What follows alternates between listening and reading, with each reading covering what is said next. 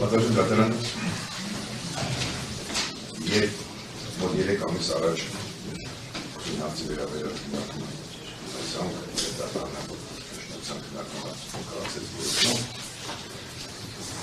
արձանագրեց այն հանգամանքը, որ դեռևս առկա է բարձր հավանականություն առայն, որ մեղադրյալ ազատության մեջ հայտնվելու դեպքում հնարավոր է չկատարել Հայաստանի Հանրապետության դատավարության վերաբերված սպարտական ուսումները, այդ խոչընդոտի բազուկի քննությանը, մասնակիցների վրա անձնական ազդեցություն գործադրելու եղանակով։ Միաժամանակ դատարանը արձանագրեց, որ առկա է նաև ռիսկ հավանականություն առայն, որ մեղադրյալ ազատության մեջ մնալու դեպքում կարող է կատարել անձանք միևնույն ժամանակ արձանագրելով, որ ժամանակի ընթացքում այդ ռիսկի հավանականությունը որոշակի աշխարհով նվազել է։ Այսինքն,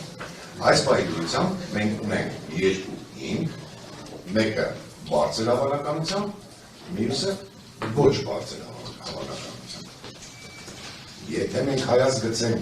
անցած ժամանակահատվածի վրա եւ փորձենք գնահատել, թե այս 3 ամիսների ընթացքում ինչ նոր հանգամանքներ են իհայտ եկել, որոնք կարող են մեզ թույլ տալ արձանագրելու օրինակում արձանագրված ռիսկերը բացառապես վերացել են կամ որոշակի չափում նվազել են, ապա ես պետք է փաստեմ, որ այդպիսի հանգամանք իհայտ չի եկել։ Եվ կոպիտ ասած կամ ժողովրդական կերպով ասած, մենք երեթե գտնվում ենք նույն կետում,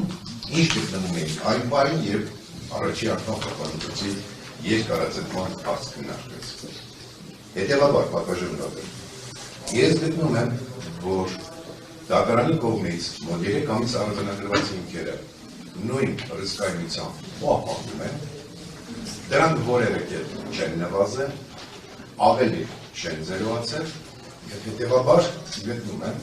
որ մեղադրյալի կալանքի տակ պահելու ժամկետը ենթակա է երկարաձգման եւ խափան միջոց կալանքի փոփոխման համար ինքեր առկա չէ։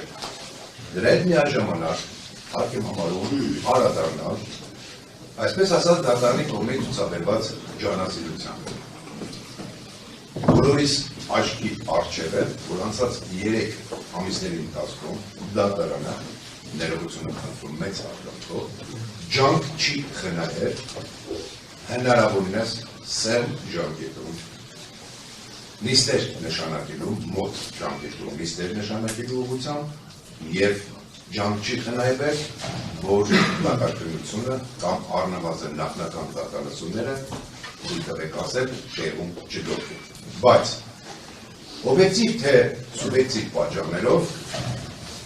մենք այնուամենայնիվ հույս ունենք մենք այսօր ենք կարողանալու մտնել հիմնական դատալսումներ։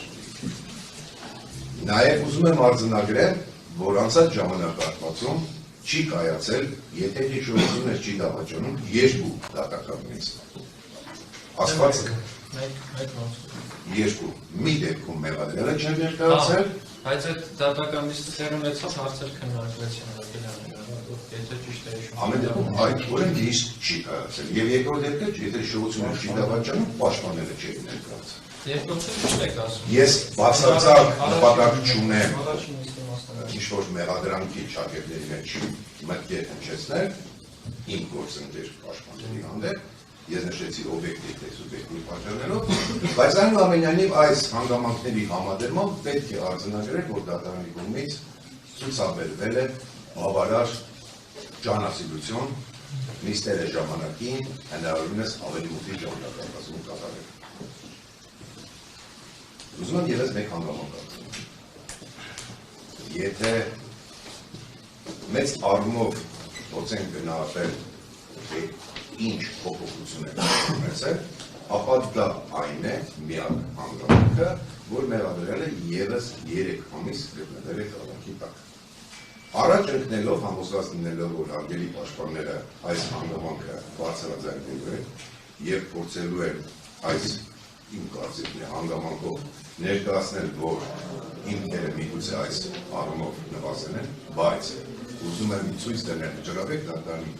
նախադեպային որոշումը առ այն, որ որոշ որոշակի ժամանակ կալանքի տակ գտնված լինելու հանգամանքը ինքնին չի կարող հիմք հանդիսանալ արձանագրելու, որ հիմքերը վերացել է եւ որ կապամիջոցով ընտրված կալանքը երկակայ է կողմ։ Պատվաժան դատարան ամփոփելով խոսքը գտնում են նորից եմ նշում, որ միշտ կապամիջոց կալանքի ժամկետը երկակայ է երկարաձգման իմ գնահատմամբ այս պահի դրությամբ այլընտրանքային որևէ խափանման միջոց թե առանձին, թե համակցված չի կարող բավարար պատշաճ վարկածից ապահովել մեղադրյալի նկատմամբ եւ գտնում եմ, որ խափան միջոց ժամկետը կալանքի ժամկետը պետք է երկարաձգվի 3 ամիս ժամանակով։ 3 ամիս ժամանակով, որովհետեւ ես կարծում եմ դա այն ժամանակն է, որի ընթացքում հնարավոր է մենք արդեն հետազոտած լինենք ապացույցները հարցաքննած տվյալների եւ մենք այդ հանգամանքների գնահատմամբ արդեն կարող ենք նոր եզրահանգումներ կամ դիրքորոշումներ կայացնել։ Իմիջիալոց թույլ տվեք դերս մեկ նախագահություն նշեմ, որպես դատարանի կողմից ես այդպես եմ վերագրում, ցուցաբերած ջանասիրության մասին է վկայում, խոսում նաև այն փաստը, որ նույնիսկ ներսը դուրսը դադարեցրեք, ով մնաց ներսում դուրս եկավ եւ չթողեք ներսը։ Որ նույնիսկ դատարանը հաշվի առնելով մասնավոր շահը իմ գնահատմամբ որոշակի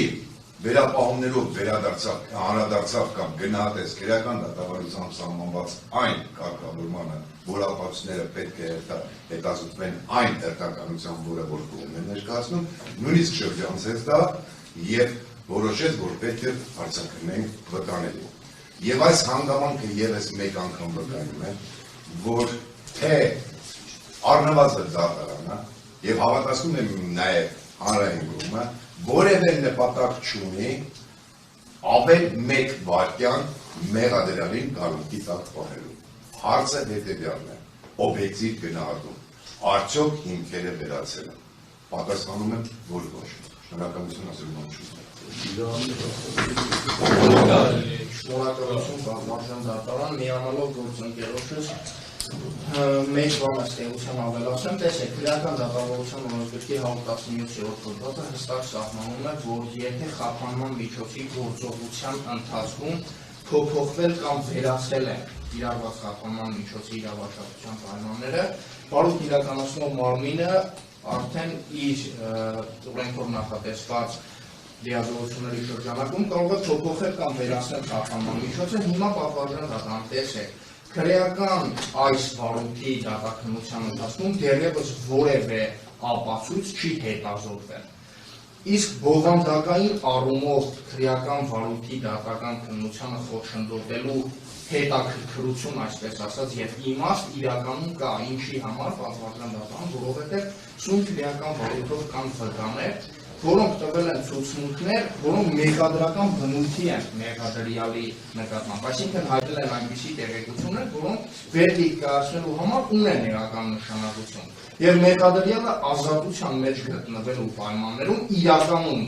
բավականին հետաքրքրություն ունի այդ վկաների վրա ազդելու եւ քրեական վարույթի նորմալ ընթացքին խոչընդոտելու։ Հետևաբար այս պայմաններում պատվարժան դատարան մենք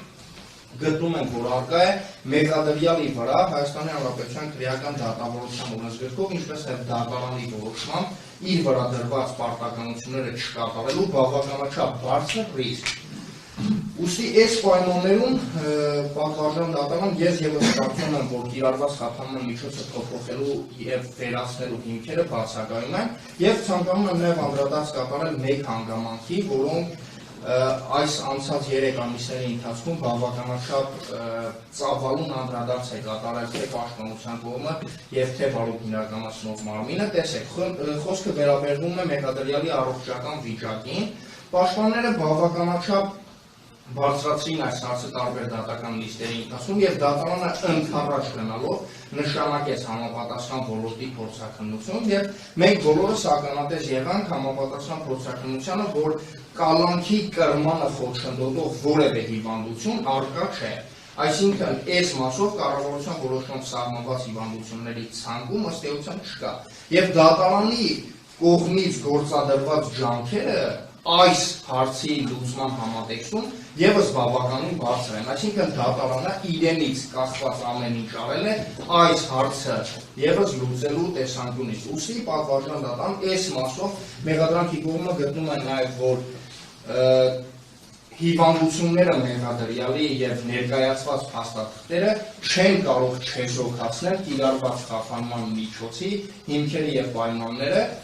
Մնացած մասով ես եւս կարծում եմ, որ այլընտրանքային խափանման միջոցները չեն կարող իզոլու լինել ապահովելու մեղադրյալի վարչած վարքագիծը, ուստի նշված նկատառումից ելնելով պատվարժան դատարան միանում եմ գործընկերոջս կողմից ներկայացված միջնորդությանը եւ ես եւս գտնում եմ, որ մեղադրյալի նկատմամբ կիրառված կալան խափանման միջոցը ենթակա երկարաձգման 3 ամիս ժամկետով։ Շնորհակալություն։